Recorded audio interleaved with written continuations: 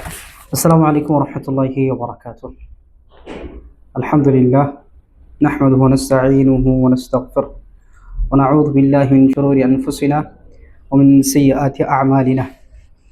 من يهده الله فلا مضل له ومن يضلله فلا هادي له ونشهد أن لا إله إلا الله ونشهد أن محمدا عبد الله ورسوله أما بعد.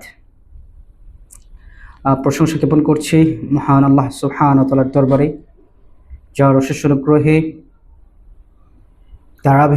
ধারাবাহিকতা বজায় রেখে আমরা আমাদের সহজ সিয়াম শিক্ষা কোর্সে অংশগ্রহণের তৌফিক পেয়েছি। সেই কারণে শুকরিয়া আদায় করি, আলহামদুলিল্লাহ। শুকরিয়া এবং কৃতজ্ঞতা আদায় করছি যারা অংশগ্রহণ করেছেন আমাদের সহজ সিয়াম শিক্ষা কোর্সে। আল্লাহ সুবহানাহু ওয়া তাআলা আপনাদেরকে উত্তম জাযায়ে খায়র দান করুক। কারণ আল্লাহ নবী সাল্লাল্লাহু আলাইহি ওয়াসাল্লাম প্রত্যেকটা নর নারীর উপর ইলমকে ফরজ করেছেন, শরীয় জ্ঞানকে জানাকে ফরজ করেছেন। এর ভিতরে অন্যতম হচ্ছে সিয়াম সাধনা। সিয়াম সাধনা ইসলামী সময়ের ভিতরে একটা, যেই 5টা বিষয়ের উপরই ইসলাম দাঁড়িয়ে আছে, তার ভিতরে একটা হচ্ছে রমজান, সিয়াম। আর ওই বিষয়ের জ্ঞান অর্জন করাটাও কি ফরজ। সেই ফরজ জ্ঞানে অংশগ্রহণ করার জন্য, এই একটা ইবাদতে অংশগ্রহণ করার জন্য আপনাদের সবাইকে আবারও কৃতজ্ঞতা জানাচ্ছি এবং আপনাদেরকে অভিনন্দন জানাচ্ছি। জাযাকুমুল্লাহু খায়রান। উপস্থিত সম্মানিত অংশগ্রহণকারীগণ, আলহামদুলিল্লাহ আমরা গতকাল দার্সে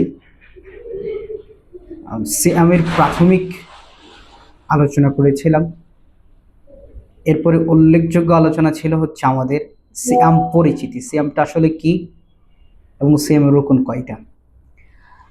আমার কথা যদি অস্পষ্ট হয় বা শোনা না যায় তাহলে আপনারা ইনশাআল্লাহ প্রশ্ন করতে পারেন।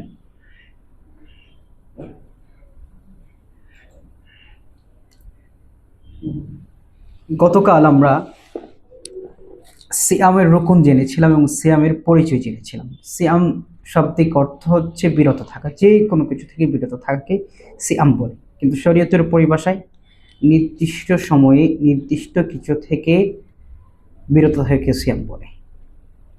আরও সহজ কথাই বলতে গেলে খাওয়া দাওয়া, পান করা এবং সিয়াম ভঙ্গকারী কিছু বিষয়।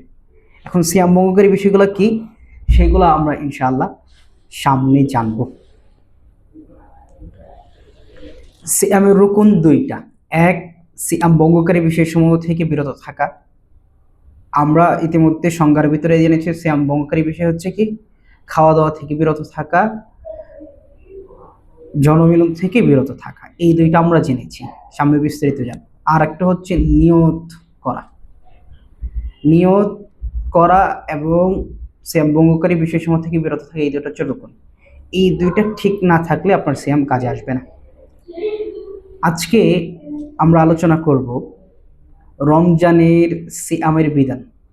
রমজান মাসে যে আল্লাহ সুবহানাহু ওয়া তাআলা আমাদের উপর সিয়াম দিয়েছেন বা আমরা যে সিয়াম রাখি, এটার বিধান কি। এক কথায় এটার বিধান ফরজ। রমজানের সিয়াম প্রত্যেক বালেগ, প্রাপ্তবয়স্ক, প্রাপ্তবয়স্কা, আকেল, বিবেকবান, বুদ্ধিমান, সুস্থ এবং মুকিম ব্যক্তির ওপর রমজান মাসের সিয়াম পালন করা ফরজ। এটা আমরা এক কথাই জেনে গেলাম। তবে আমরা যেহেতু আলোচনায় বসেছি এবং ক্লাস কেন্দ্রিকভাবে আলোচনা করতেছি, তাহলে আপনাকে দলিল জানতে হবে কোন আয়াতের ভিত্তিতে আল্লাহ সুবহানাহু ওয়া তাআলা সিয়ামকে ফরজ করেছেন, কিসের মাধ্যমে আল্লাহ সুবহানাহু ওয়া তাআলা সিয়ামকে ফরজ করেছেন, সেই বিষয়টা আমরা জানব। আল্লাহ সুবহানাহু ওয়া তাআলার পবিত্র কোরআন 3 নম্বর সূরা বাকারার 183 নম্বর আয়াতের মাধ্যমে সিয়াম যে ফরজ, এই আমরা স্পষ্ট হতে পারি। আল্লাহ সুবহানাহু ওয়া তাআলা কোরআনে বলেন, ইয়া আইয়ুহাল্লাযীনা আমানু কুতিবা আলাইকুমুস সিয়াম কামা কুতিবা আলাল্লাযীনা মিন ক্বাবলিকুম লাআল্লাকুম তাত্তাকুন।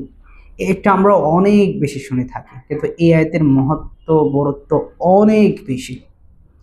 আমি সরল এবং সহজ অনুবাদ করছি। আল্লাহ সুবহানাহু ওয়া তাআলা মুমিনদেরকে ডেকে বলছেন, ইয়া আইয়ুহাল্লাযীনা আমানু, ওহে যারা ঈমান এনেছো, ঈমানদারগণ, কুতিবা আলাইকুমুস সিয়াম, তোমাদের ওপর সিয়ামকে ফরজ করা হয়েছে, রমজান মাসের সিয়ামকে ফরজ করা হয়েছে।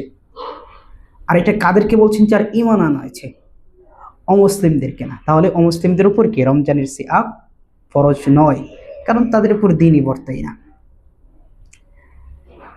আরেকটা সুসংবাদ হচ্ছে আপনার জন্য, আপনি যদি সিয়াম পালন করেন তাহলে আল্লাহ যা ডাকছেন হে ইমানদারগণ, তাহলে আল্লাহর ওই ডাকের অন্তর্ভুক্ত আপনি হবেন।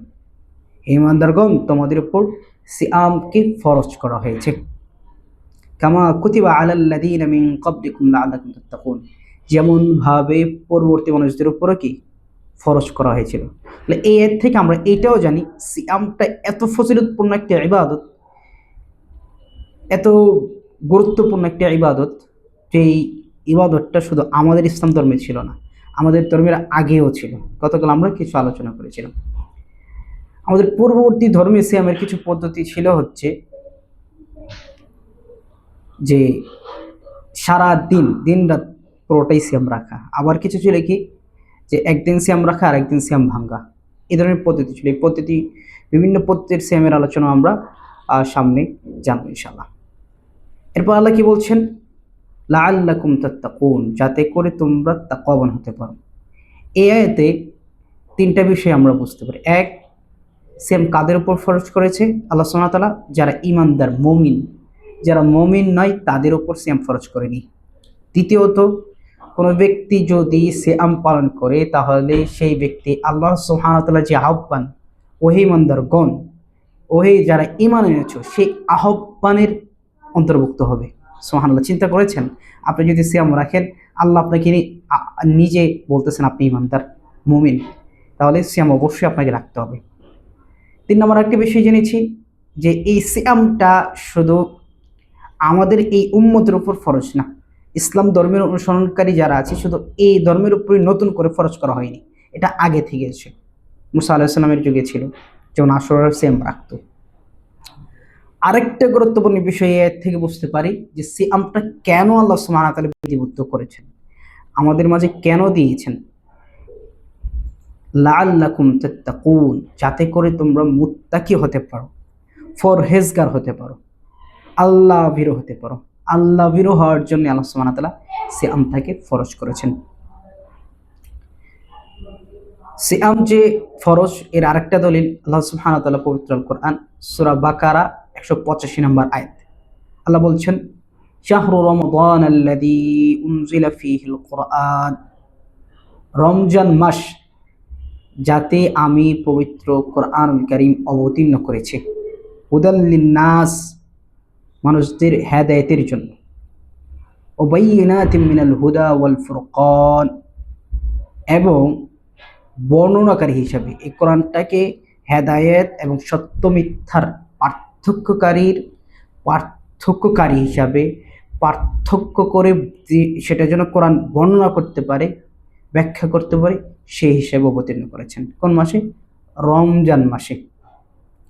ফামান শাহিদা মিনকুমুশ শাহরা, অতএব তোমাদের মধ্য থেকে যে ব্যক্তি এই মাসে উপস্থিত হবে, ফালিয়াসুমহু, তিনি যেন সিয়াম পালন করে।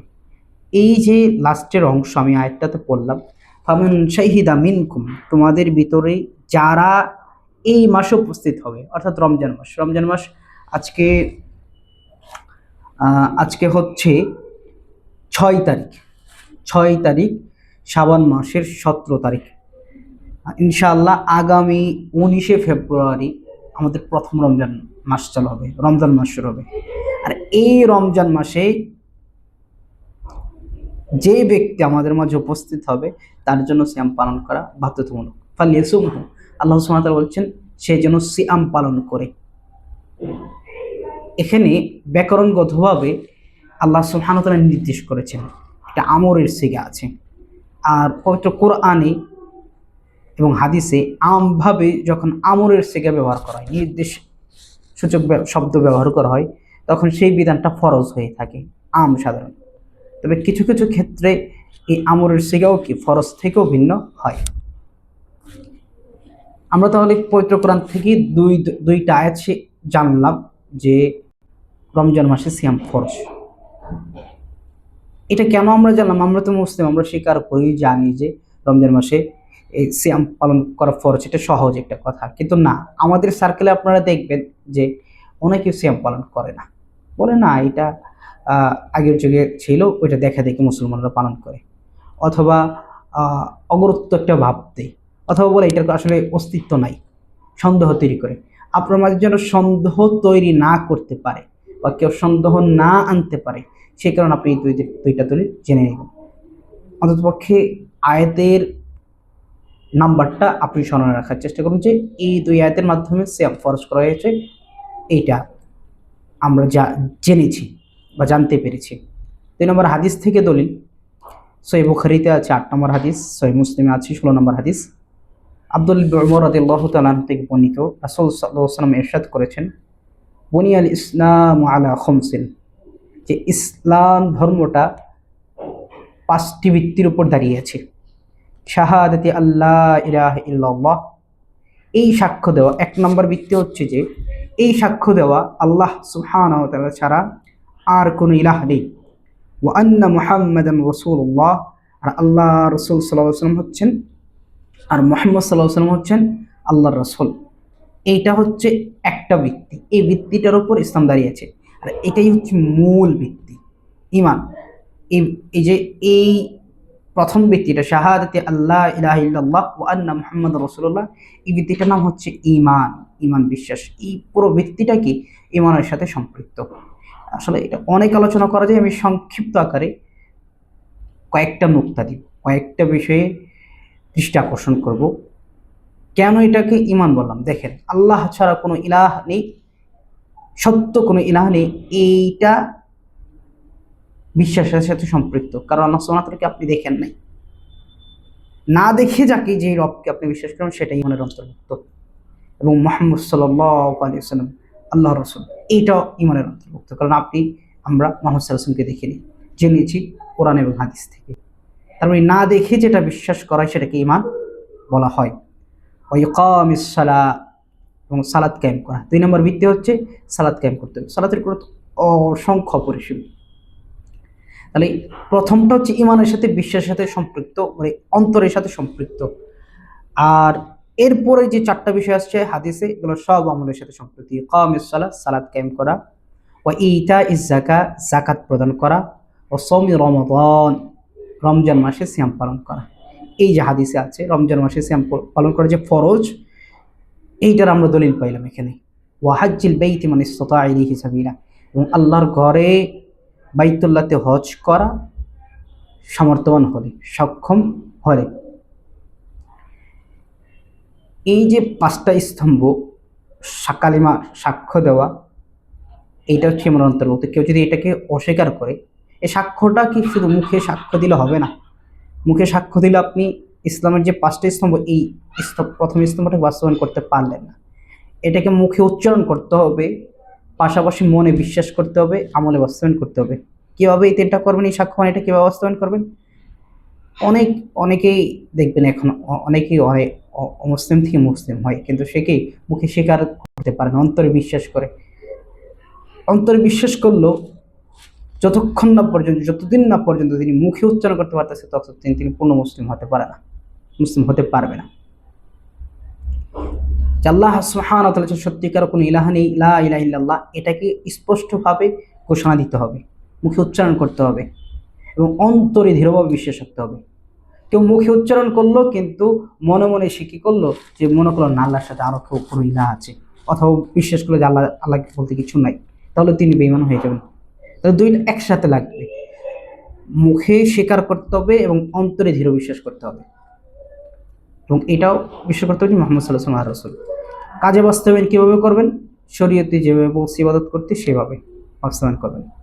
যদি আপনি পীরের দরবারে যান, মাজারে গিয়ে মাজারে সেজদা দেন, পীরের পায়ে সেজদা করেন, তাহলে তো আপনি লা ইলাহা ইল্লাল্লাহর শর্ত বাস্তবায়ন করলেন না। আপনি মুখে স্বীকৃতি দিচ্ছেন, অন্তরে বিশ্বাস করছেন, কিন্তু কাজ করছেন কি আল্লাহর সাথে অন্য কাউকে শিরিক করে। যাই হোক, যেহেতু আমাদের আলোচনার বিষয় ওইটা না, আমরা এটা স্কিপ করছি, কিন্তু গুরুত্বপূর্ণ যেহেতু, এই কারণে আমরা একটু আলোচনা করে নিলাম। তাহলে তিনটা দলিল আমরা জানছি। দ্বিতীয় মাসালা আজকে যে রমজান মাসে সিয়ামের বিধান হচ্ছে ফরজ, রাখা হচ্ছে ফরজ। এক নম্বর দলিল কোরআন থেকে, ইয়া আইয়ুহাল্লাযীনা আমানু কুতিবা আলাইকুমুস সিয়াম কামা কুতিবা আলাল লাযীনা মিন ক্বাবলিকুম লাআল্লাকুম তাত্তাকুন, সূরা বাকারার 130 নম্বর আয়াত। আরেকটা বিষয় এই দৃষ্টি আকর্ষণ করছি, আমরা যে পোল সিস্টেমে দিই, এটা কেবল নিজেদের জ্ঞান যাচাইয়ের জন্য, এইটা আপনারা অংশগ্রহণ করলে এটা ভালো আর কি। তবে কেউ যদি না পারেন এটা কোনো অসুবিধা নেই। তৃতীয় মাসালা, সিয়ামের প্রকার। সিয়াম কয় প্রকার? দ্বিতীয় মাসালা আমরা সিয়ামের বিধান জানলাম। তৃতীয় মাসালা সিয়ামের প্রকারভেদ।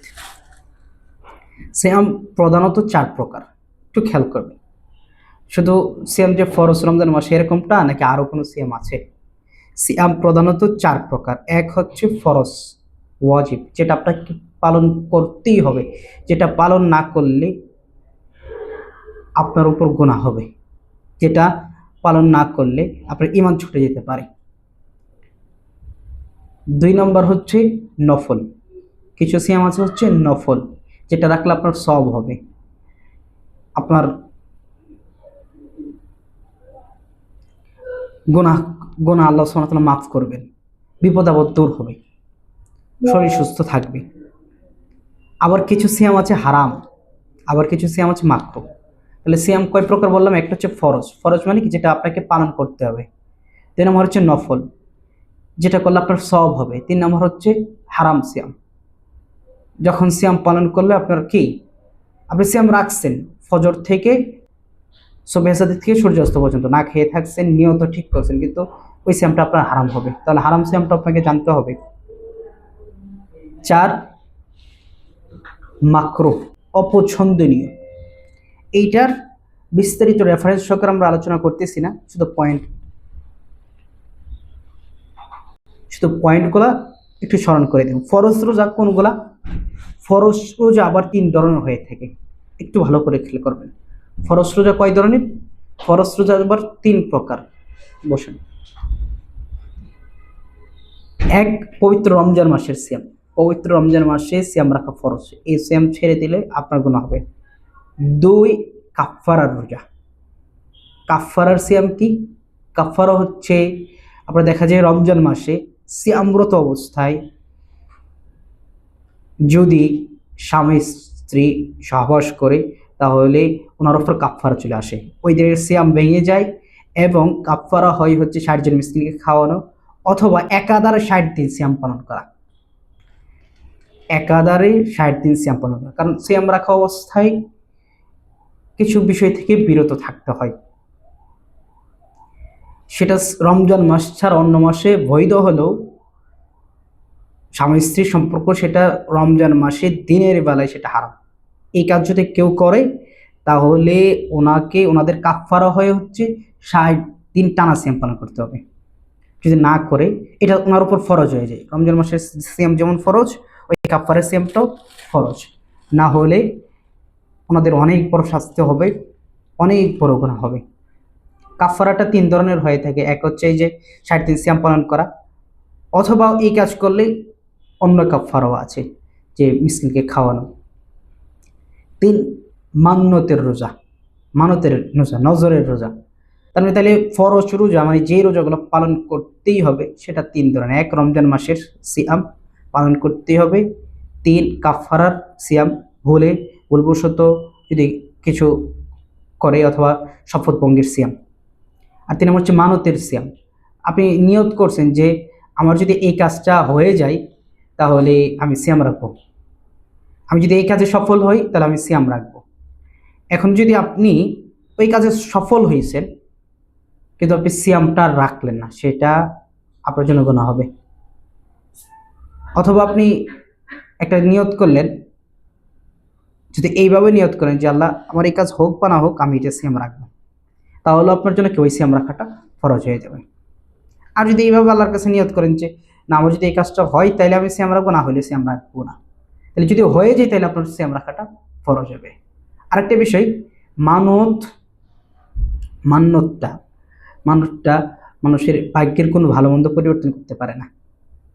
যে আপনি নিয়ত করছেন যে আমার আল্লাহ সিয়াম রাখলাম, এটা যদি না, যদি এই কাজটা আমার হয়ে যেত তাহলে আমি সিয়াম রাখলাম, এটার কারণে আপনার তাকদীর পরিবর্তন হবে না। এটা শরীয়তে উৎসাহিত করে নাই, আবার অনুৎসাহিত করে নাই। তবে ভালো একটা আমল। অন্য দৃষ্টিকোণ থেকে দেখলে যে সিয়াম পালন করা তো ইবাদতে থাকা হয়, তখন যদি দোয়া করা হয় তাহলে আল্লাহ কবুল করতে পারে। তাহলে ফরজ সিয়াম 3 প্রকার। 2 নম্বর নফল রোজা, যেগুলো অতিরিক্ত সবের আশায় রাখা হয়। আমার অনেক বেশি সব দরকার, কারণ আমরা সবাই পাপী, কেউ কম বেশি সবাই গুনাহ করে থাকি। তাহলে সিয়াম পালনটা আমার কি এটা গুনাহ সব অর্জনের মাধ্যমে, আর সবের মাধ্যমে কি হয়, গুনাহ মোচন হয়। ইন্নাল হাসানাতি ইউযহিবনা সাইয়্যাত, আল্লাহ বলেন যে সৎ আমলগুলা কি করে, মন্দ আমলগুলোকে মুছে দেয়। এই জন্য যদি আমাদের কারো পাপ হয়ে যায়, যে কোনো ভাবে পাপ হোক, স্বামীর অবদ্ধতা, মিথ্যা বলা, বা যে কোনোভাবে পাপ হোক, তাহলে আমরা একটা ভালো কাজ করে নেব। একটা ভালো কাজ করলে সেই মন্দ আমলের গুণাটা দূর হয়ে যাবে ইনশাআল্লাহ। আচ্ছা, তাহলে আমরা আলোচনা করতেছিলাম সিয়ামের প্রকার। ফরজ সিয়াম 3 প্রকার আমরা আলোচনা করেছি। নফল রোজা সেগুলো আবার অনেকগুলো হয়। যেমন রমজান মাসের পরের মাস হচ্ছে শাওয়াল মাস, শাওয়াল মাসের 6টা রোজা, এটা হচ্ছে নফল, এটা বাধ্যতামূলক না, তবে এর সব অনেক বেশি। আপনি যদি শাওয়াল মাসে 6টা রোজা রাখেন তাহলে সারা বছর 365 দিন সিয়াম রাখার সম্পূর্ণ সওয়াব পাবেন। সুবহানাল্লাহ, আল্লাহ নবী সাল্লাল্লাহু আলাইহি ওয়াসাল্লাম বলেছেন। এরপরে জিলহজ মাসের প্রথম 10 দিনের রোজা। জিলহজ মাস কোনটা, যে মাসে কোরবানি হয় আর কি, যে মাসের 10 তারিখে কোরবানি হয়, এই প্রথম 10 দিন সিয়াম পালন করা, এটাও অনেক ফজিলতপূর্ণ দিন। এই প্রথম 10 দিন পৃথিবীতে যতগুলো দিন আছে, দিনের ভিতরে সবচেয়ে শ্রেষ্ঠ দিন, আল্লাহর কাছে সবচেয়ে প্রিয় দিন। এই দিনগুলোতে আল্লাহ সুবহানাহু ওয়া তাআলা সবচেয়ে বেশি আমল কবুল করে থাকে, এই জন্য সিয়াম পালন করা। ইবাদত থাকা অবস্থায় শ্রেষ্ঠ দিনগুলোতে সিয়াম পালন করলে কি আল্লাহ খুশি হবেন বেশি। এগুলো নফল সিয়াম। মুহররম মাসে রোজা রাখা, বিশেষ করে আশুরার দিন বা আশুরার আগেও পরের একদিন, এটাও নফল সিয়াম। 4 নম্বর শাবান মাসের অধিকাংশ দিন রোজা রাখা। শাবান মাস এই যে চলতেছে, শাবান মাস, আল্লাহ নবী সাল্লাল্লাহু আলাইহি ওয়াসাল্লাম রমজানের পর শাবান মাসের চেয়ে বেশি আর অন্য কোনো মাসে সিয়াম রাখতেন না, এটা একটা হাদিস আছে। তেমনি আল্লাহ নবী সাল্লাল্লাহু আলাইহি ওয়াসাল্লাম অনেক বেশি সিয়াম পালন করতেন শাবান মাসে। স্বাভাবিক দৃষ্টিকোণ থেকে আরেকটা বিষয় খেয়াল রাখবেন, শাবান মাসে শেষের দিকে সিয়াম পালন করবেন না। আল্লাহ নবী সাল্লাল্লাহু আলাইহি ওয়াসাল্লাম শাবান মাসের শেষের দিকে সিয়াম পালন করতে নিষেধ করেছেন। অর্থাৎ রমজানের আর 1-2 দিন বাকি আছে বা 4-5 দিন বাকি আছে, তখন সিয়াম পালন না করা। এটা এই কারণে যেন আপনার শক্তি একেবারে নষ্ট না হয়ে যায়। ইসলামটা সহজ।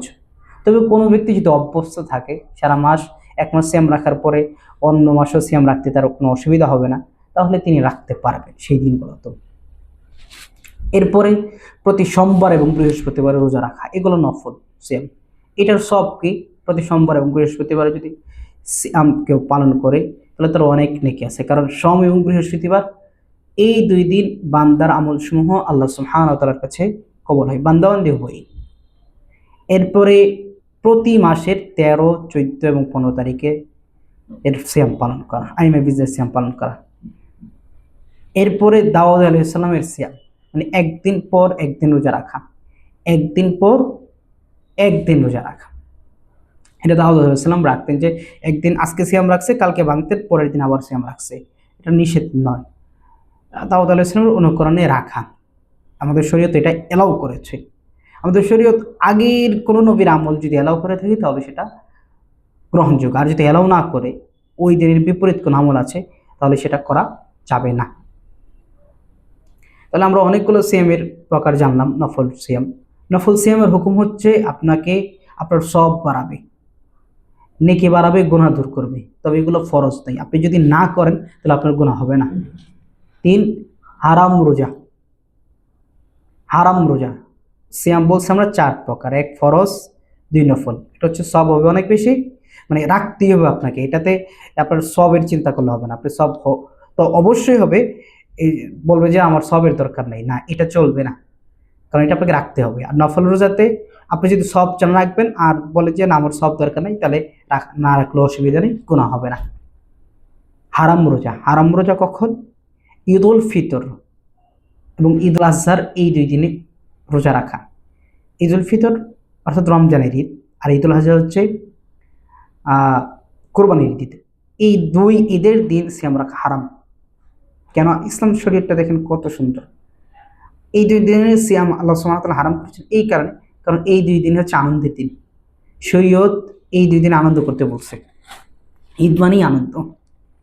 তো এই আপনি আনন্দের দিন সিয়াম রাখবেন কেন? কারণ সিয়ামটা স্বাভাবিকভাবে একটু কষ্টকর, না খেয়ে থাকা অনেক কষ্টকর, এরপর অনেক কিছু থেকে বিরত থাকা।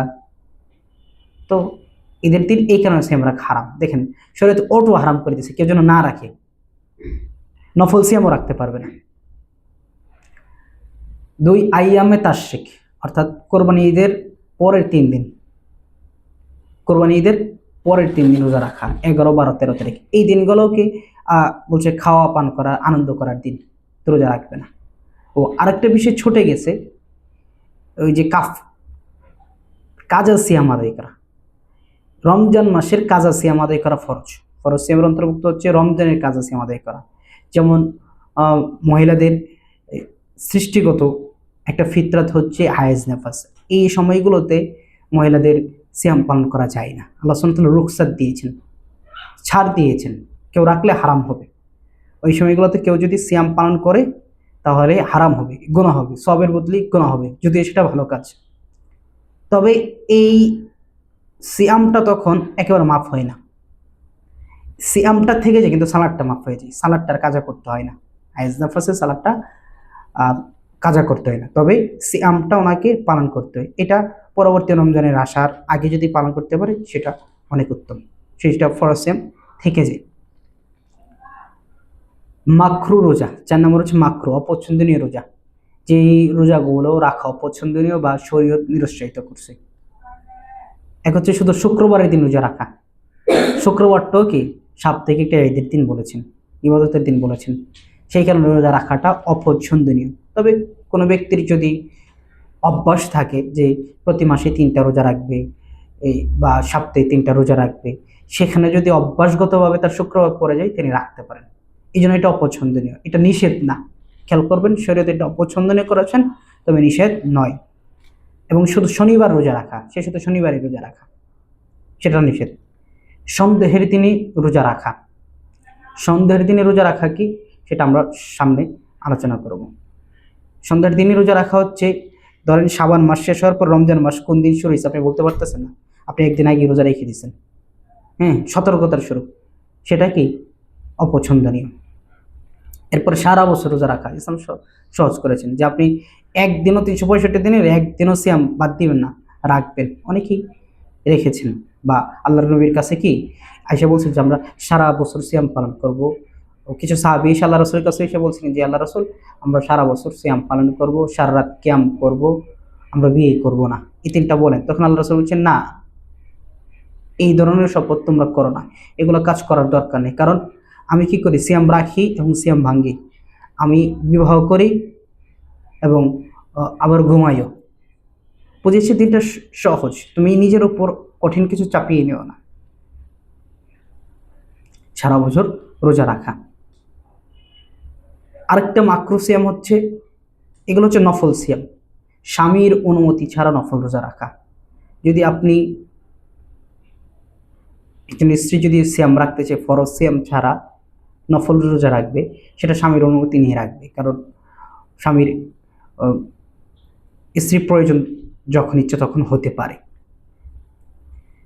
তো আরেকটা কারণ হচ্ছে, এই সিয়াম রাখলে স্বাভাবিকভাবে যে কোনো মানুষ দুর্বল হবে, শরীরে দুর্বলতা কাজ করবে। তো একজন স্বামীর যে কোনো কাজের প্রয়োজন হতে পারে। তো এই কারণে অনুমতি নিয়ে স্বামীর অনুমতি নিয়ে নফল সিয়াম রাখতে হবে। শরীয়তে স্বামীর গুরুত্ব অনেক বেশি দিয়েছে। ইসলামী শরীয়তে একজন স্ত্রীর জন্য স্বামীর গুরুত্ব অনেক বেশি। আল্লাহ সুবহানাহু ওয়া তাআলা, আল্লাহ রাসূল সাল্লাল্লাহু আলাইহি ওয়াসাল্লাম একটা হাদিস, এই হাদিসে করছি যে আল্লাহ বলছেন যে ইসলামী শরীয়তে যদি আল্লাহ ছাড়া কাউকে সেজদা করার অনুমোদন থাকতো, তাহলে স্ত্রীর জন্য স্বামীর সেজদা করা আর অনুমোদন দেওয়া হতো। এর অনেকগুলো কারণ আছে, এর মানে এইটা না যে একজন মহিলাকে নিচু করা হয়েছে, পুরুষকে উঁচু করা হয়েছে, বরঞ্চ এর মাধ্যমে ইসলাম নিরাপত্তা দিয়েছে। এটা অন্য টপিক, আমরা বিস্তারিত আলোচনা করবো অন্য এক সময় ইনশাআল্লাহ। এরপরে সময় বেসাল, বিরতিহীন রোজা রাখা, এটাও কি মাকরুহ, অপছন্দনীয়। যেমন সন্ধ্যায় আপনার ইফতার করতে, সে ইফতার করলো না, সে 10টা পর্যন্ত না খেয়ে থাকবে, চারও সেম বেশি রাখবে, সেটাও নিষেধ। তাহলে আজকে আমরা 2টা মাসালা পড়লাম। এক হচ্ছে রমজানের সিয়ামের বিধান, রমজানের সিয়ামের বিধান হচ্ছে ফরজ, এর দলিল জানলাম, 2টা হাদিস, 2টা আয়াত, একটা হাদিস। এরপর আমরা আজকে জানলাম হচ্ছে সিয়াম অনেক প্রকারের, বিভিন্ন ধরনের সিয়াম আছে, শুধু রমজান মাসের সিয়াম যে এমনটা না। এই সিয়ামগুলো মোটা দাগে 4 ভাগে বিভক্ত। এক হচ্ছে ফরজ সিয়াম, যেগুলো পালন করতেই হয়, রমজান মাসের সিয়াম, এরপরে কাফফারার সিয়াম অথবা কাজার সিয়াম, আর একটা হচ্ছে মানতের সিয়াম। আর নফল সিয়াম হচ্ছে শাওয়াল মাসের 6টা সিয়াম, জিলহজ মাসের প্রথম 10 দিনের সিয়াম, মুহররম মাসের রোজা, বিশেষ করে 10, 11, 12 অথবা 9, 10, 11, শাবান মাসের অধিকাংশ দিন রোজা রাখা, সম্মানিত 4 মাস জিলকদ, জিলহজ, মুহররম। ইসলামী শরীয়তে মুহররম মাস আছে। আসলে আমাদের দুর্বলতা, শরীয়ত নিয়ে আমাদের দুর্বলতা এত বেশি, যেটা অনেক লজ্জার বিষয়। আমরা হিজরি মাসগুলো জানি না, অথচ আল্লাহ সুবহানাহু ওয়া তাআলা আর শরীয়ত ইবাদতগুলো হিজরি মাসের সাথে সম্পৃক্ত। এই যে রমজান মাস, এটা কিন্তু আরবি মাস, এই রমজান মাসের সাথে ইবাদত জড়িত। এই যে জিলহজ মাস, যে মাসে হজ করা হয়, এটা আরবি মাসের সাথে সম্পৃক্ত। সম্মানিত 4টা মাস, মুহররম মাস কি, সেগুলো আমরা জানি না। অনেক ওলামা কেরামগণ বলেছেন প্রত্যেক মুসলিমের জন্য ওয়াজিব, আবশ্যক হচ্ছে হিজরি মাস গণনা করা। ওয়াজিব মানে কি, ফরজ। তাহলে আপনি যদি এটা তরক করেন, তাহলে আপনি বেঈমান হয়ে যাবেন, আপনার আমল কবুল হবে না। এই জন্য আমাদেরকে আরবি মাসগুলো সম্পর্কে সচেতন হতে হবে, জানতে হবে, এবং আমাদের পরবর্তী প্রজন্ম যেন অবশ্যই আরবি মাসগুলো জানে, চিনে। আসলে পুরো ওয়ার্ল্ড, বিশ্ব ব্যবস্থায় এরকম হয়ে গেছে যে আমরা ইংরেজি মাস অনুযায়ী কার্যক্রম করি। তবে আল্লাহ সুবহানাহু ওয়া তাআলা আরবি 12টা মাসে এরকম কিছু বরকত দিয়েছে, এরকম কোনো সিস্টেম দিয়েছে, এর বাইরে কেউ যেতে পারবে না।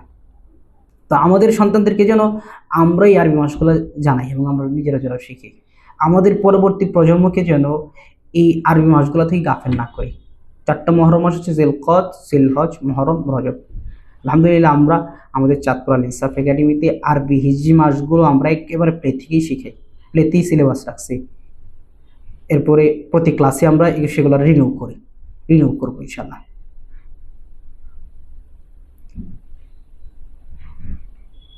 রমজান মাসে সিয়ামের ফজিলত, 4 নম্বর মাসালা, রমজান মাসে সিয়ামের ফজিলত। এই তো রমজান কিন্তু অনেকগুলো বিষয় আমরা জানলাম। আপনি যদি রমজান মাসে সিয়াম রাখেন, তাহলে আপনার উপকার কি? এক তো আপনার ফরজ, এটা আপনাকে রাখতে হবে। দ্বিতীয়ত, আপনি যে রাখছেন, দেখেন রাখার বদলে আল্লাহ সুবহানাহু ওয়া তাআলা আপনাকে কত বেশি গিফট দিচ্ছেন। আল্লাহই তো দাতা, আল্লাহ কত উদার। দেখেন একটা জিনিস আপনাকে বাধ্য করছে, আপনি তো আল্লাহর নির্দেশ মানতে বাধ্য, যেহেতু আমরা দাস, মানতে বাধ্য। এরপর আবার আপনি যদি মানেন, আপনার আল্লাহর নির্দেশনা মানেন, আপনাকে গিফট দিচ্ছেন, উপহার দিচ্ছেন আল্লাহ সুবহানাহু ওয়া তাআলা। রমজান মাসে যদি আপনি সিয়াম পালন করেন, তাহলে আপনি আল্লাহ সুবহানাহু ওয়া তাআলার ফরজটা বাস্তবায়ন করলেন, ফরজ নির্দেশটা বাস্তবায়ন করলেন। কারণ আমরা আগে জেনেছি সিয়ামকে ফরজ করা হয়েছে। 2, সিয়াম পালন করা মানুষের পাপ মোচনের একটি উন্নত এবং বড় মাধ্যম। বুখারী মুসলিমে এসেছে, আবু হুরায়রা রাদিয়াল্লাহু তাআলা আনহু থেকে বর্ণিত, রাসূলুল্লাহ সাল্লাল্লাহু আলাইহি ওয়াসাল্লাম বলেন, মান সামা রমাদানা ঈমানান ওয়া ইহতিসাবান গুফিরা লাহু মা তাকদ্দামা মিন যামবি। সুবহানাল্লাহ। এটা খেয়াল করুন, এই হাদিসটা কত বড় একটা সুসংবাদ। আল্লাহ নবী সাল্লাল্লাহু আলাইহি ওয়াসাল্লাম বলছেন, মান সামা রমাদানা ঈমানান ওয়া ইহতিসাবান, যে ব্যক্তি রমজান মাসে সিয়াম পালন করবে, সিয়াম রাখবে, ইমানের সহিত, এই বিশ্বাস রেখে যে আল্লাহ সুবহানাহু ওয়া তাআলা এক, অদ্বিতীয়, তার কোনো শরীক নেই, আমি তার সন্তুষ্টির জন্য সিয়াম রাখছি, ওয়া ইহতিসাবান, এবং সওয়াবের আশায় যে আল্লাহ সিয়াম রাখলে আমাকে সওয়াব দিবেন, গুফিরা লাহু মা তাকদ্দামা মিন যামবি, আল্লাহ সুবহানাহু ওয়া তাআলা ওই ব্যক্তির পূর্বের সকল গুনাহ ক্ষমা করে দিবেন। সুবহানাল্লাহ। আপনি চিন্তা করে দেখেছেন? আপনি একটু হিসাব করেন, আপনার জীবন ক্যালকুলেশন করেন, আমাদের দ্বারা কত পাপ হয়েছে, কত পাপ হয়েছে সারা জীবনে। একজন মুমিনের সফলতা হচ্ছে নিজের পাপ মোচন করে আল্লাহর দরবারে হাজির হওয়া।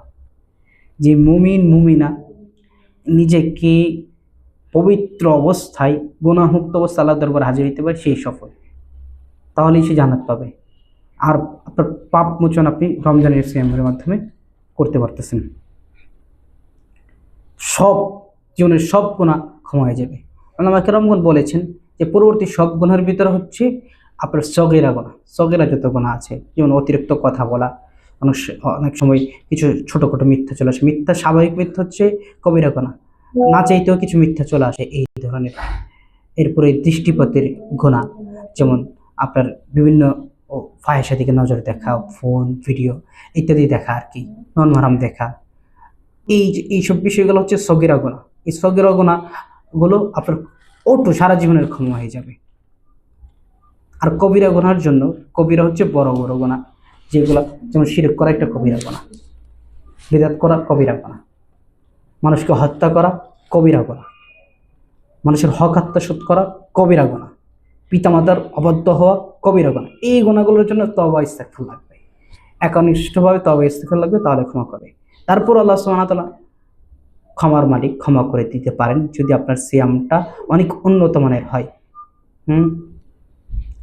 দ্বিতীয় আরেকটা ফজিলত হচ্ছে, আল্লাহ নবী সাল্লাল্লাহু আলাইহি ওয়াসাল্লাম বলছেন, আস-সালাওয়াতুল খামসু ওয়াল জুমআতু ইলাল জুমআহ, পাঁচ ওয়াক্ত সালাত, ওয়াল জুমআতু ইলাল জুমআহ ওয়া রমাদানু ইলা রমাদান মুকাফফিরাতু মা বাইনাহুন্না ইজাজতানাবাল কাবাইরা। সালাওয়াতুল খামস, পাঁচ ওয়াক্ত সালাত, ওয়াল জুমআতু ইলাল জুমআহ, এক জুমা থেকে আরেক জুমা পর্যন্ত গুনাহের কাফারা। সুবহানাল্লাহ। তাহলে সালাতেরও দেখছেন অনেক বড় ফজিলত। ওয়া রমাদানু ইলা রমাদান, আর রমজান মাসে সিয়াম পালন করা এক রমজান থেকে আরেক রমজান পর্যন্ত গুনাহের কাফারা। সুবহানাল্লাহ। 3 নম্বর সিয়াম পালন করার ফজিলত হচ্ছে, সিয়াম পালনকারীর প্রতিদান সব কোনো সংখ্যা দ্বারা সীমিত করা হয়নি, বরং সিয়াম পালনকারীকে তাকে সীমাহীন প্রতিদান দেওয়া হবে।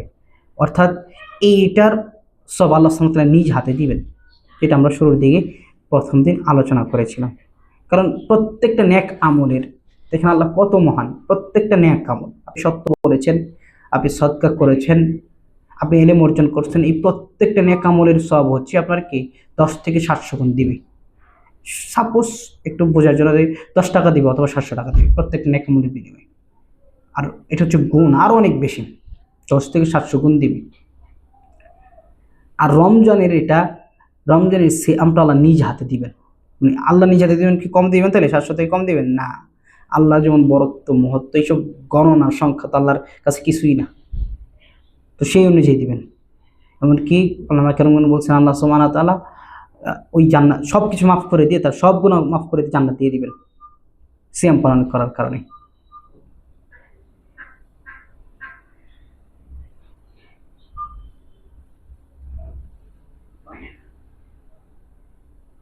আরেকটা বিষয় প্রাসঙ্গিক, আল্লাহ দেখেন কত মহান। কোনো ব্যক্তি যদি গুনাহ করে, তাহলে ওই ব্যক্তির একটা গুনাহই লেখা হয়, 7টা গুনাহ লেখা হয় না। যে কোনো পাপ করেছে ওই ব্যক্তির একটা লেখা হয়, আর ভালো আমল করলে ব্যক্তির 10 থেকে 700টা নেকি লেখা হয়।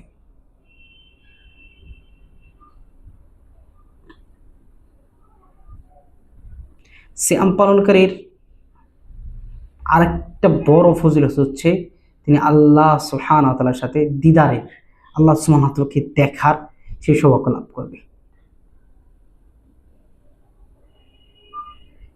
আরেকটা ফজিলত হচ্ছে সিয়াম পালনের, সিয়াম কিয়ামতের দিন সিয়াম পালনকারী ব্যক্তির জন্য সুপারিশ করবে।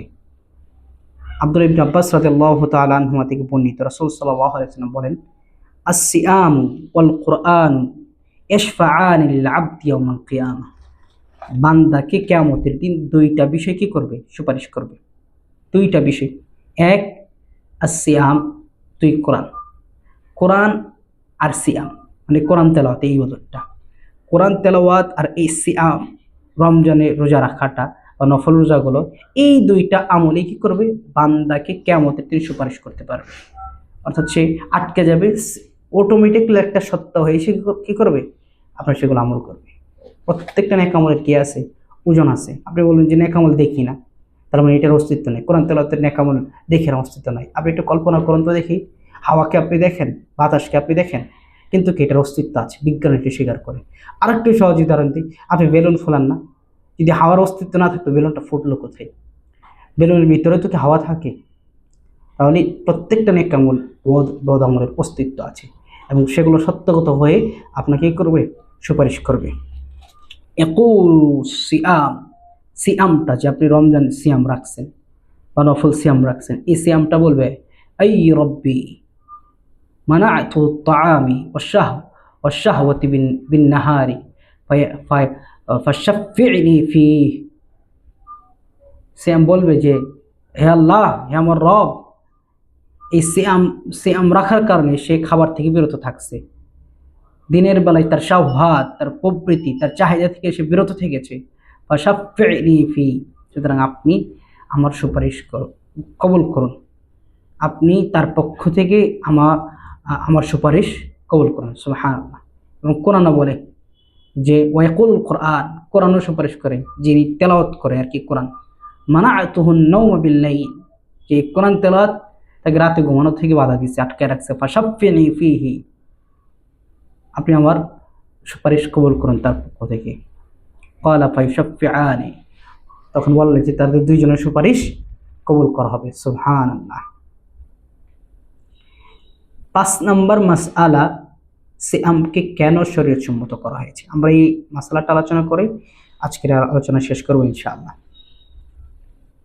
রমজান মাসে সিয়ামকে কেন শরীয়ত সম্মত করেছে, কেন বিধিবদ্ধ করা হয়েছে, এর অসংখ্য অগণিত হিকমত আছে। তবে একটা বিষয়, প্রত্যেকটা শরীয়তে প্রত্যেকটা যে বিধান আল্লাহ সুবহানাহু ওয়া তাআলা দিয়েছে, যেমন সালাত আদায় করা, সিয়াম পালন করা, হজ করা, প্রত্যেকটা বিধানের পিছনে হিকমত আছে, কারণ আছে। তবে আমাদের উচিত কারণ তালাশ না করা। কোনো ইবাদতের পিছনে কি কারণ আছে সেগুলো তালাশ করা আমাদের উচিত নয়।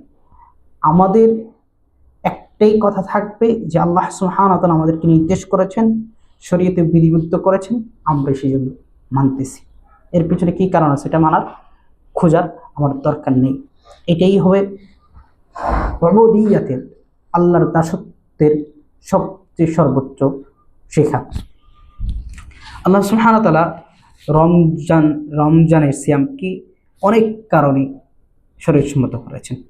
1 নম্বর কারণ হচ্ছে নফসকে পবিত্র পরিশুদ্ধ করা এবং তাকে খারাপ চরিত্র থেকে মুক্ত করা।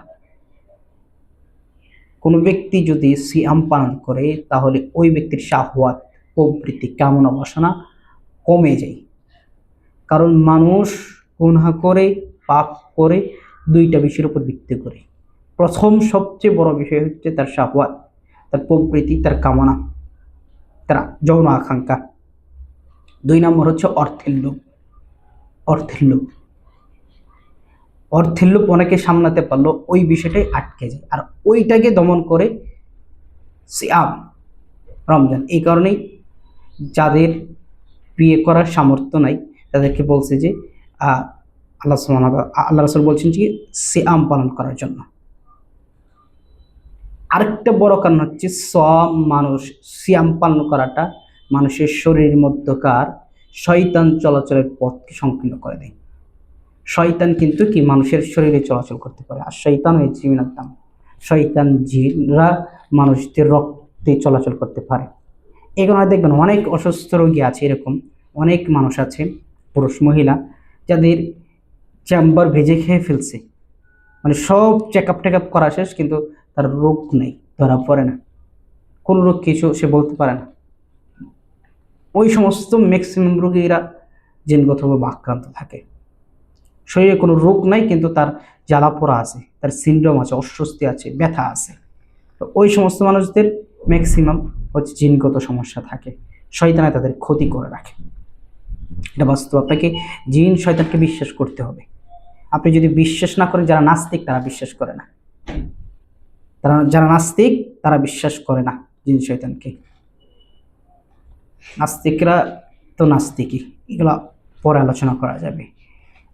আমাদের জিন শয়তানকে অবশ্যই বিশ্বাস করতে হবে, কারণ আল্লাহ সুবহানাহু ওয়া তাআলা নিজে পবিত্র কোরআনে বলেছেন, ওমা খালাকতুল জিন্না ওয়াল ইনসা ইল্লা লিয়াবুদুন, আমি জিন এবং মানুষকে সৃষ্টি করেছি একমাত্র আমার ইবাদত করার জন্য, আল্লাহ সুবহানাহু ওয়া তাআলার ইবাদত করার জন্য। তো এই আয়াতে বলছে যে আমি জিন মানুষকে আল্লাহ নিজে বলছেন সৃষ্টি করেছেন। আপনি যদি অবিশ্বাস করেন তাহলে তো আপনি বেঈমান হয়ে যাবেন, আল্লাহর বাণীকে অস্বীকার করলেন, আর আল্লাহর বাণীকে কেউ অস্বীকার করলে সে ইমানদার থাকে না। তাহলে 1 নম্বর হিকমত হচ্ছে, কারণ হচ্ছে নফসকে, নিজের আত্মাকে পবিত্র পরিশুদ্ধ করা যায় এবং তাকে খারাপ চরিত্র থেকে মুক্ত রাখা যায়। 2 নম্বর হচ্ছে সিয়াম। বাহ্যিকভাবে কোনো ব্যক্তি সিয়াম রাখলে তাকে শয়তান অ্যাটাক করতে পারে না, বদনজর কোনো নজর দিতে পারে না। আরেকটা বিষয় জানিয়ে রাখি, আমাদের মাঝে অনেকেই বদনজরে আমরা আক্রান্ত হই। বদনজর কিভাবে লেগে যায়? যে কারো লেগে যেতে পারে, পিতার সন্তানের উপর বদনজর লেগে যেতে পারে, বদনজর আবার অন্য প্রতিবেশীর বদনজর লেগে যেতে পারে। বদনজর লেগে গেলে মানুষের অর্থনৈতিক মন্দা হয়, ব্যবসা বাণিজ্য অনেক সময় খারাপ হয়ে, স্বাস্থ্য, চেহারা এগুলো নষ্ট হয়ে যেতে পারে, কোনো বাচ্চার মেধা নষ্ট হয়ে যেতে পারে। আমাদের যে স্টুডেন্টরা থাকে এবং ছোটো ছোটো বাচ্চাদের উপর বদনজর সবচেয়ে বেশি লাগে, কারণ তারা যখন সুন্দর পোশাক পরে, ভালো একটা পারফর্ম করে, অনেকে মাশাল্লাহ বলি না, মাশাল্লাহ না বললে অটো তার চোখের মাধ্যমে শয়তান রিফ্লেক্ট করে বদনজর লাগাই দেয়। মানুষের যখন বদনজর লাগে তখন শয়তান এটাকে সুযোগ নেই, মানে জিনরা সুযোগ নেই। জিনদের ভিতরে যারা দুষ্ট প্রকৃতির, ক্ষতিকর প্রকৃতি, তাদেরকে শয়তান বলা হয়। তখন অটোমেটিকলি ভাবে ওই বাচ্চার ক্ষতি করার সে চেষ্টা করে, ওই বাচ্চার মানসিকতাকে বিকিয়ে তোলে, পড়াশোনায় মনোযোগ নষ্ট করে দেয়, ইত্যাদি ইত্যাদি অনেক সমস্যা। তো সিয়াম যদি কেউ পালন করে তাহলে তার এই সমস্যাটা দূর হবে ইনশাল্লাহ। সিয়াম পালনকারী ব্যক্তির দুনিয়া এবং তার লোভ লালসা থেকে, সিয়াম পালনটা দুনিয়া এবং তার লোভ লালসা থেকে বিরত রাখে এবং ওই ব্যক্তিকে পরকালের নিয়ামতের প্রতি আগ্রহী করে তোলে। 4 নম্বর কারণ, সিয়াম বা সম পালন করলে মিসকিনদের প্রতি সহনশীল হতে শেখায়। যারা গরিব, দুঃখী, ভিক্ষুক, তাদের প্রতি সহনশীল হতে শেখায়, তাদের কষ্ট অনুভব করতে শেখায়, কারণ মানুষ সামাজিক প্রাণী এবং ইসলাম ধর্মে সবার প্রতি একে অপরের প্রতি সহনশীল হতে আল্লাহ সুবহানাহু ওয়া তাআলা নির্দেশ দিয়েছেন। আর সিয়াম পালন করলে একজন অভাবী, দুস্থ, গরিব মানুষের যে কষ্টই না খেয়ে থাকলে সারাদিন, সেটা বোঝা যায়। আপনি অনেক ধনী, আপনি কখনো খাবার অভাবে পড়েন নাই, কিন্তু সিয়াম পালনের কারণে আপনার সারাদিন না খেয়ে থাকলে যে কষ্টটা হয়, তখন আপনি চিন্তা করতে পারেন যে গরিব একটা মানুষ, অসহায় মানুষ তো প্রায় সময় না খেয়ে থাকে, তার কি কষ্টটা হয়। তখন যখন আপনার এই অনুভূতিটা তৈরি হয়, তখন অভাবী, গরিব, দুঃখী, এতিম মিসকিনদের প্রতি সহায়তা করার মানসিকতা আমাদের তৈরি হয়। আর এই মানসিকতা যখন তৈরি হয় তখন একটা সমাজ সুন্দর হয়। সুবহানাল্লাহ। সম্মানিত অংশগ্রহণকারী মা বোনেরা, আল্লাহ সুবহানাহু ওয়া তাআলা আপনাদের এই ইলম চর্চার জার্নিটা কবুল করুক, আমিন। আজকে যা আলোচনা করলাম আমরা, এই আলোচনা থেকে আল্লাহ সুবহানাহু ওয়া তাআলা আমাদের আমল করার তৌফিক দান করুক। আমরা এখানেই আজকের আলোচনা শেষ করছি ইনশাআল্লাহ। যদি আপনাদের কারো কোনো প্রশ্ন থাকে তাহলে জানাতে পারেন ইনশাআল্লাহ। মাশাআল্লাহ, অনেকেই ছিলেন, যারা ছিলেন সবাইকে ধন্যবাদ। ইনশাআল্লাহ আশা করছি উপকৃত হবেন ইনশাআল্লাহ। সামনের আলোচনাগুলো আরও সুন্দর হবে, আরও জানার বিষয় থাকবে। আপনাদের কারো যদি প্রশ্ন থাকে তাহলে বলতে পারেন আজকের আলোচনা থেকে। জি ইনশাআল্লাহ, তাহলে আমরা শেষ করে দিচ্ছি। একটু রিভাইজ দিচ্ছি। আজকে আমরা 4টা মাসালা আলোচনা করেছি, 4টা বিষয় আলোচনা করেছি। 1 হচ্ছে সিয়ামের বিধান জানছি, 2 হচ্ছে সিয়ামের প্রকার জানছি, 3 নম্বর হচ্ছে সিয়ামের ফজিলত জানছি, সিয়াম পালন করলে কী কী ফজিলত পাবো, 4 নম্বর হচ্ছে সিয়ামকে কেন শরীয়তসম্মত করা হয়েছে এটা জানছি। আল্লাহ সুবহানাহু ওয়া তাআলা আপনাদের সবাইকে কবুল করুক। তাহলে আমি রেখে দিচ্ছি, কেটে দিচ্ছি। ইনশাল্লাহ আগামীকালকেও আমরা ঠিক এই সময় উপস্থিত থাকব। আমরা টানা 15 দিন কোর্স করবো এই কারণে, কারণ সিয়াম কেন্দ্রিক অনেক বিষয় আছে। যদি আমরা ধারাবাহিকভাবে প্রতিদিন না করতে পারি তাহলে রমজান চলে আসবে। আর রমজান চলে আসার পরে রমজান কেন্দ্রিক জানাশোনাগুলা যদি আমাদের না থাকে তাহলে আমাদের অসুবিধা হয়ে যাবে। আমরা রমজান অন্য কোনো কোর্স করতে পারি ইনশাআল্লাহ। জাযাকুমুল্লাহু খাইরান। আসসালামু আলাইকুম ওয়া রাহমাতুল্লাহি ওয়া বারাকাতুহু। যে আপনারা সবাই বের হয়ে যেতে পারেন।